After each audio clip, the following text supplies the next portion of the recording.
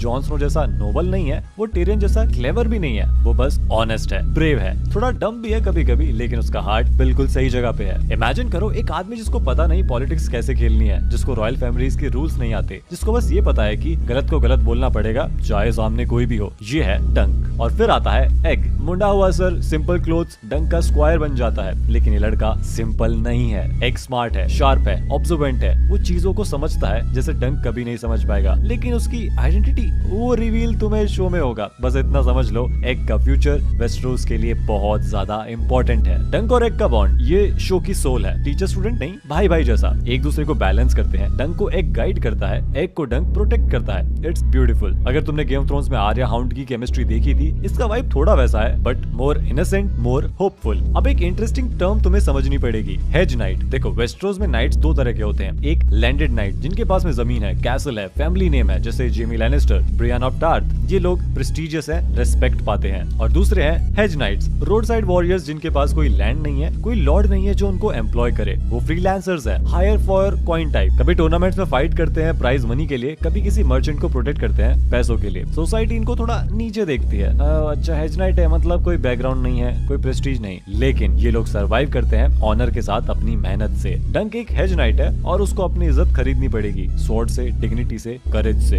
ये concept important है क्योंकि शो में तुम्हें देखेगा जब डंक किसी नोबल के सामने जाएगा तो उसको सीरियसली नहीं लेंगे। तुम कौन हो बे, तुम्हारा कोई लॉर्ड नहीं है तो निकलो यहाँ से। पर डंक झुकता नहीं, वो अपनी जगह प्रूव करता है और यही चीज उसको लेजेंड बनाती है। अब कुछ और इंपॉर्टेंट कैरेक्टर्स जिन्हें तुम शो में देखोगे। प्रिंस बेलर ब्रेक्सपियर, एक ऑनरेबल और रिस्पेक्टेड टारगेरियन प्रिंस, वाइज है, फेयर है, पॉलिटिकली शार्प भी है, वेस्टरोस के रेयर गुड रॉयल्स में से एक है वो। प्रिंस एरियन ब्राइट फ्लेम, अब ये बंदा ये प्रॉब्लम है, cruel, arrogant, psychopath vibes. Targaryen madness इसको टच कर चुकी है। जब तुम इसको स्क्रीन पे देखोगे तुम समझोगे हाँ ये जॉफरी का एंसेस्टर लग रहा है। Prince maker, complicated character, trick, tough love वाला फादर फिगर, ऑनर चाहता है लेकिन मेथड्स बड़े हार्श हैं, मॉरली ग्रे जोन में रहता है ये। Sir Lyonel Baratheon, also known as the laughing storm, Baratheon ancestor है ये, strong, loud, passionate. Robert Baratheon जैसी एनर्जी है इसकी, लेकिन काफी ज्यादा ऑनरेबल। तो हर कैरेक्टर का एक मोटिव है, एक रीजन, और डंक और एग को नेविगेट करना पड़ेगा इन सब के बीच। पॉलिटिक्स खेलिंग नहीं आती तो सीखनी पड़ेगी, वरना सरवाइव नहीं कर पाओगे। अब बात करते हैं एक्सपेक्टेशंस की।